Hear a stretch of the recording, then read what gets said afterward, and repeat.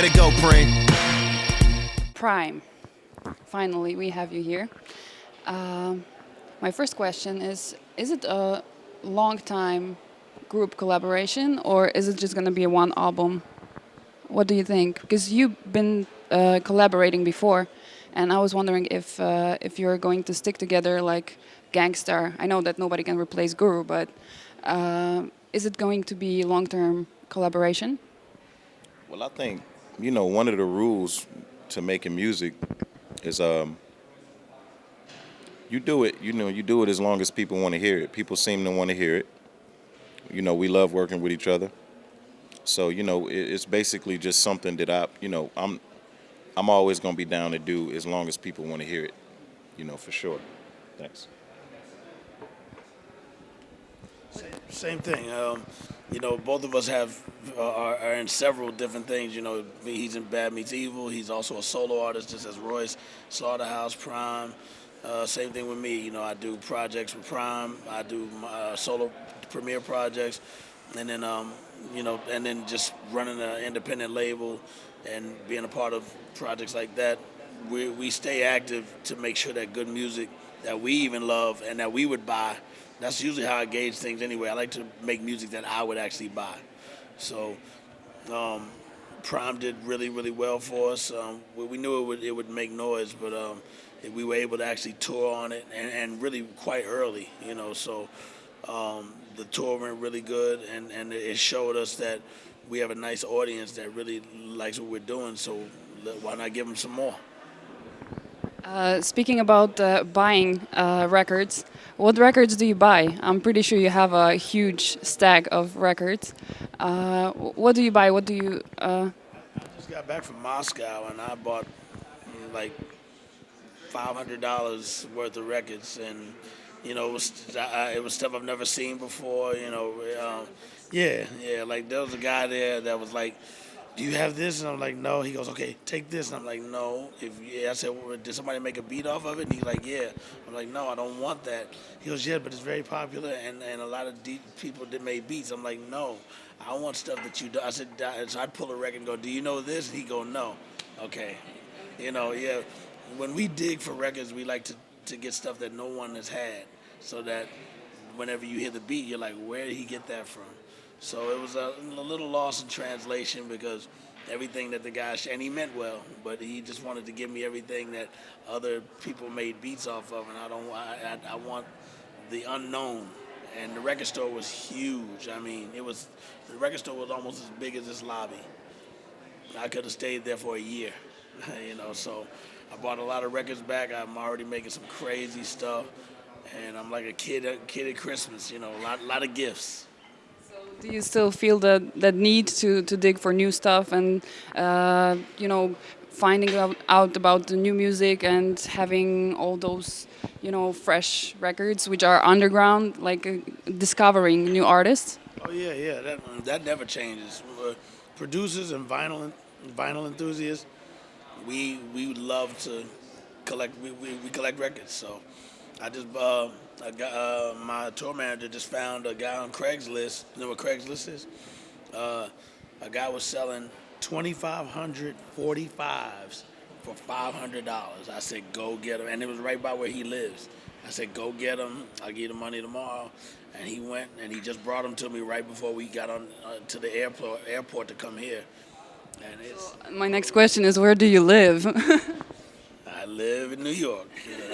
I mean, how big is your house that you have space for all those records? I have a lot of I have 2 storage places that I've had for years and years and years, and it has so much stuff in it, So, and then I have my garage, and then and I got a 3-year-old son, so a lot of stuff I had to put away because he's just taking, grabbing stuff. So I had to redo my place, but right now everything's just in the garage, but. Yeah, my tour manager bought 9 boxes full of 45s, and I can't wait to go through them. Cool. Well, going back to Royce maybe for a second, I wanted to ask you about the Detroit scene, because you guys look pretty consistent as a Detroit. Like you record tracks like Detroit versus Everybody, which is an anthem for Detroit. It looks like you all come together, but on the other hand, I feel like there is a lot of tension between the rappers in Detroit. I'm talking about Asham lately, what he spoke about Eminem, that he's not rapping for Detroit enough. Asham, yeah. So, what do you feel about it, and how do you? What can you say about it, about Detroit scene? The Detroit scene is just fine. You know what I mean? Like everybody gets along just fine. Isham is he's not an outsider. He's had like a problem. It's obvious. It's obvious that he's had a problem with Eminem for a long time. And it's something personal, obviously, you know, like I never had an opportunity to talk to him about it and find out what his problem is with him. Whatever it is, he just doesn't want to let it go. You know, but that's in no way a reflection of the status in Detroit as far as the local hip hop scene and the unity. We're just fine. We're just unified. I don't see Isham anywhere. I don't see him at the gas station. I don't see him anywhere. You know what I mean? So I don't even know if he lives in Detroit. So anything that he has negative to say about Eminem is in no way a reflection of our scene as a whole. So speaking about it, it's very complex. Your scene is very complex. You have very different kind of artists, but I feel also that the Detroit music, especially, is very very soulful because of Motown and everything that happened there. Do you follow new artists coming out on in Detroit? Who would you recommend? Well, you know, Kid Vicious, my little brother, always, of course. I wanted to ask you about him, and I didn't know he was here. Yeah, he's a great artist. We got Chavis Chandler. Chavis Chandler is a really dope artist. Early Mac, Say It Ain't Tone, Ober Rollin', Dej Loaf is really dope. You know that whole crew. You got the Clear Soul Forces. That's a group of young brothers they're really doing their thing. I mean, the list I can give names forever. Yeah, I believe you. I couldn't even find everybody that you were talking about, you know, on the internet. I was Googling it for a long time, and I couldn't even find half of them. So I really appreciate that. How about... wow.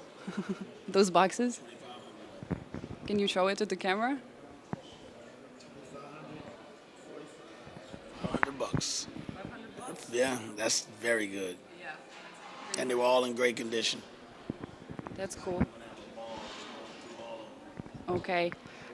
So my next question is about New York. Do you follow new cats? Who's hot in New York right now? I mean, right now, you know, the same people that came out the year before last, you know, the whole ASAP mob from Ferg to 12E. I like 12E a lot, you know what I'm saying? And he has a new record out that's actually really dope. Out of all of them, you know, 12 is the one that I like out of them. And other than that, it's not a lot heavy on the scene in New York because really everything that's on the radio right now is either, you know, the trap sound and stuff like that. And most of the artists that are making the style of rap in New York sound like the trap style. You know, I like some of those records, you know, but overall I still like the traditional, just raw beats, dope rhymes, and scratching, you know. You're both very active artists. You collaborate a lot. You have Bad Meets Evil with Eminem, Slaughterhouse, now PRhyme. I can't even name an artist that you didn't work with. Is there any artist that actually you didn't work with, but you would like to, and you didn't yet? Yeah, I've always wanted to work with Ghostface Killer and DMX. Yeah, I love DMX. Just his whole attitude, you know. Yeah, but along with that, you get lyrics and you get just the true person that he is. Like he's not making up everything you hear on his records, or even the attitude of him going to jail, whatever. That's DMX being DMX. That's Earl Simmons, man. So yeah, big up to him. About your collaborations, lately I heard your collaboration with Mr. Porter, Dinon. That brought a thought about your beef with D12 that you used to have a long time ago. But I was wondering, when did it actually finish for good, and how did it finish? I can't even remember. I mean, that whole situation went through so many phases. I think it just took for all of us just to mature, grow up a little bit. That was it. And it's not even really worth talking about it anymore, honestly. Got it. Also, about your guest appearances, you worked with Papa Roach and also Travis Baker. So those are different kind of different styles of music than hip hop. Well, do you are you planning on working with some other artists not really associated with hip hop right now? I mean, absolutely. I'm always open to do it. I really like collaborating. That's one thing about me. Ever since I started getting in these different groups, because it's so much you can take away from working with other people. You know what I mean? So with doing that, I've developed a kind of an open door policy with working with other people. I pretty much work with anybody if I think we can get together and make some good music. So I'm definitely and that's a lot different from how I used to be. I used to didn't like really being around anybody, you know. So now I'm a lot more open to working with other people. So I'm definitely you should definitely look forward to seeing that happen in the future a lot. That looks like you've grown a lot since, like when you go through your discography. You also I read that you got sober a while ago. What was your motivation? I just got tired of fucking up, you know. Like that was it. I wanted to take another I wanted to turn another corner in my life, you know. I started having little girls, you know. Yeah, like that'll change you because they expect more out of you than the boys do, you know. And I got this thing. I don't like being corny. I don't want to be corny. I don't want to look corny to my kids. I don't want to do corny shit as a grown man. You know, I've been in the business since I was really young. So a lot of things that you can get away with when you're a little kid, you can't get away with once you start getting into your 30s. You know what I mean? You got to start being held accountable for childish shit. You know what I mean? And I'm not a, you know, I'm a mature guy. I've always been relatively mature. So it's just time for me to start making some changes. So you settled already? What do you mean? So, Like, you know, you're more a family guy right now. yeah, well, I've always been a family guy. I've always been a family guy. I mean, even staggering into the house drunk with glitter all over me at 5 in the morning, I was still a family guy. Okay. You know, I'm just walking in the house a little different now. That's all. The last thing I wanted to ask both of you: what do you think about ghostwriting? I know you've done that before. What do you think about it in case of you know, being real in hip hop and all those, like, people take it really seriously sometimes, and how do you feel about it? About ghostwriting? Well, I mean, I've ghostwritten for people in the past. I think it's a part of the creative process. It's absolutely not something I would let somebody do for me because of the type of lyricist that I am. But I think that there's a place for it in hip hop. I think there's a place for it. I mean, it just depends on the kind of artist that you are. If you're a producer and your specialty is making records and your talent is to be able to A&R a song and to be able to take a song to another level, but your strong point is not your writing, and you have somebody come in and help you with that side of it, and you're totally open, and you're totally open to let everybody know that that's your process, then it's cool. But If you're a lyricist, I don't think you can be considered top lyricist if you allowing people to help you. That's cheating. okay, I understand. And It's like taking steroids. okay, and how is creative process different than when you write for yourself and for somebody else? Do you still ghostwrite?